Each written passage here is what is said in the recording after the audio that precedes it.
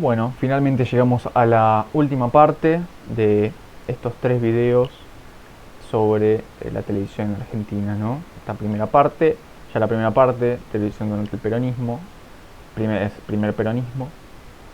Segunda parte sobre la consolidación durante los años 60 y principios de los 70. Y justamente estamos en el cierre de la clase con la televisión durante la última dictadura cívico-militar. No hay mucho que pueda agregar más allá de lo que ya hemos visto tanto en las clases sobre prensa gráfica y la dictadura militar, o la clase de la semana pasada de Daniel, donde muy claramente explicó el tratamiento que recibieron los medios de radiodifusión durante este periodo. Más allá de algunos elementos que hayan quedado en el aire durante ese periodo, justamente uno de los más importantes fue justamente el debate y la controversia respecto al formato televisivo de la televisión a color. Recordarán que la televisión a color, menciona Daniel, estaba en vías de transmitirse, se estaba probando en nuestro país de cara al Mundial 78, y ocurre que la decisión natural hubiera sido haber continuado con el formato NTSC. El formato NTSC es el utilizado por la televisión norteamericana, recordemos, del cual importamos la mayoría de los equipos durante el periodo de los años 60. Por lo tanto, la decisión natural era haber continuado con el formato NTSC norteamericano, ya que los cambios que debían hacerse eran menores a los que plantearía con otro formato, como podría haber sido el PAL. Sin embargo, es exactamente lo que hizo la Junta Militar. La Junta Militar decidió utilizar el formato PAL-N, principalmente distribuido por la Alemania occidental. Recordemos que Alemania estaba dividida en dos, en la oriental y la occidental era capitalista. ¿Por qué decía hacer esto? Hay varias razones.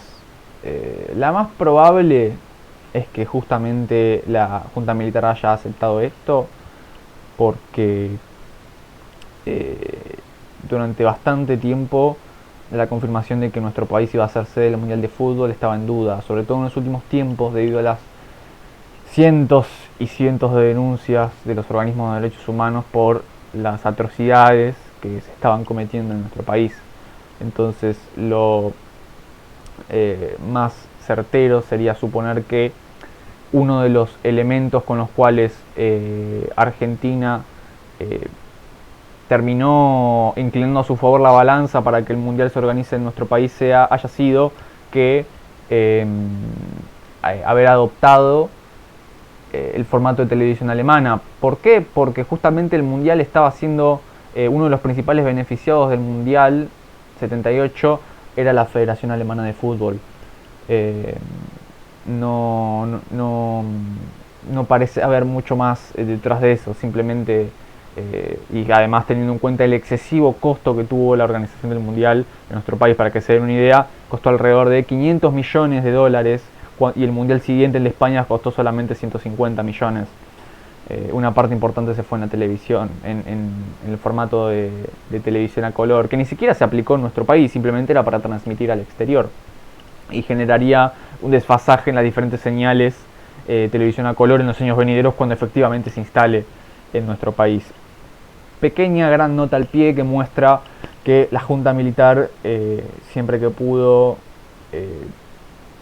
básicamente realizó negociados, además de ser un estado genocida, no tuvo ningún tipo de decoro en enriquecerse y realizar este tipo de pactos bastante oscuros. Pero bueno, retomando, ¿qué ocurre en 1980? Bueno, justamente lo que están viendo acá. De nuevo, ya lo habrán visto en la clase, mejor dicho no, lo han visto en la clase de Daniel, porque justamente como ven en la diapositiva, este gráfico está tomado justamente de esa clase. Es un repaso esta imagen, justamente, porque ya lo han visto. Decreto Ley de Radiodifusión de los años 80, que fue utilizado hasta 2009. Su vigencia fue bastante bastante más de lo que a uno le gustaría, iba a ser justamente la ley rectora durante los años 90, cuando bueno, se la vaya amputando de sus elementos más molestos para el gobierno de Carlos Saúl Menem. Bien, ¿qué características tiene? Bueno, de nuevo, un rápido repaso. Servicio como interés público. Licenciatario solo personas físicas o jurídicas con fines de lucro, por lo tanto se excluye a otro tipo de propiedad o de formato que no sea el de financiado por publicidad. Bueno, límite de 20 personas físicas como socias. Esto también está vinculado a algún tipo de control por parte del Estado. No se podía acceder a licencia de capitales extranjeros ni empresas gráficas. Un propietario solo podía tener 3 licencias de radio y de TV. No se podía emitir en red. De nuevo persiste esta idea de no transmitir en red. Bueno, el renuevo automático de las licencias a 15 años. Los organismos reguladores del CIP, SECOM y el CONFER, todos a cargo del Poder Ejecutivo. Y se aprueba con el decreto ley el Plan Nacional de Radiodifusión, el Plan ARA. ¿Cuál es el objetivo de este decreto ley de radiodifusión y, como vamos a ver más adelante, del Plan ARA? Era tener un mapa de medios realmente amplio, pero esa amplitud tenía su correlato en la enorme fragmentación de esos medios privados. No se podía emitir en cadena y un propietario no podía tener más de 3 licencias de radio y televisión, y no podían entrar los medios los medios gráficos. Como verán, ese artículo 45 Menem, ya lo hemos visto, lo derogaría en el 94. Justamente el objetivo no era necesariamente tener a todos los canales de parte del Estado. De hecho, como vamos a ver ahora, bueno, este es el esquema también tomado de la clase de Daniel para repasar la organización de los organismos rectores en el decreto ley de radiodifusión. Como vamos a ver acá en el Plan ARA, el objetivo era justamente tener un mapa que explotara, por así decirlo, de medios privados, pero sin posibilidad de emitir en cadena y con un rol fuertemente antimonopólico por parte del Estado. La idea era que sean extremadamente dependientes del Estado. Ante la imposibilidad de conformar grandes grupos mediáticos, la idea era que justamente no puedan formar una oposición a nivel comunicacional fuerte, y el Estado podría ser tranquilamente quien pueda tener la última palabra si es que ocurriera algún tipo de debate. En este sentido era una ley bastante centralista y privatista, justamente porque solamente permite que existe el financiamiento por publicidad.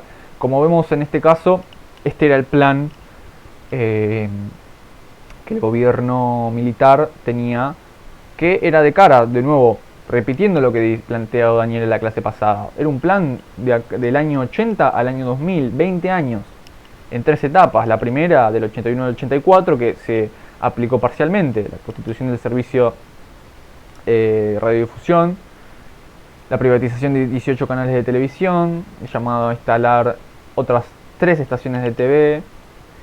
Valga nota aparte, estas privatizaciones no se completaron porque, bueno, era poco redituable teniendo en cuenta la caída del consumo debido a las crisis económicas causadas durante el gobierno, y sobre todo porque el mayor publicitario de los canales de televisión durante la dictadura era el propio Estado. La segunda etapa y la tercera nunca se aplicaron por obvias razones. Se llamaban a licitar los canales de TV que todavía estaban en manos del gobierno, y el objetivo era llegar justamente para el año 2000 con 53 canales privados de televisión, solamente un canal oficial y 2 universitarios. Es decir, si hemos visto que en las imágenes anteriores un propietario solamente podía tener 3 licencias de televisión, imagínense 53 canales privados, ¿cuántos dueños habría?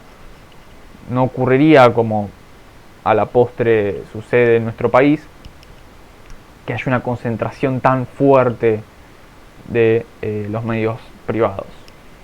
Esto nos conduce a la última pregunta de la actividad de cierre, que es una pregunta incómoda y un poco reconozco que ese haya sido el objetivo.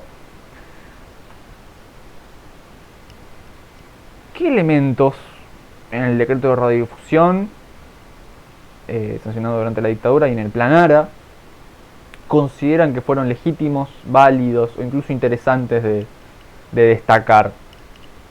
Obviamente les pedimos que lo justifiquen, y en caso contrario, de que no les parezca ninguno interesante, también les pedimos que nos expliquen por qué ninguno les resulta digno de destacarse.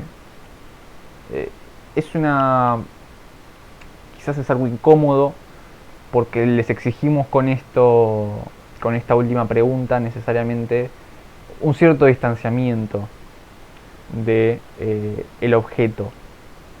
Es decir, si en la actividad de inicio les pedimos que comprometieran su subjetividad para explicarnos el traspaso del orden técnico al orden cultural en internet, acá les pedimos de alguna forma casi lo opuesto, que distancien su subjetividad lo más que puedan y las emociones que tienen del hecho de justamente que tienen asociados a la dictadura militar, para que, si es que consideren válido, remarquen algunos elementos de ese decreto de ley de radiodifusión y del Plan Nacional de Radiodifusión. Así que bueno, van a tener obviamente la casilla donde puedan responder estas 3 preguntas de la actividad de cierre. Y con este video, esta tercera parte, bueno, llegamos al final, no solo de esta clase, sino al final de, bueno, esta última clase donde me van a tener como docente.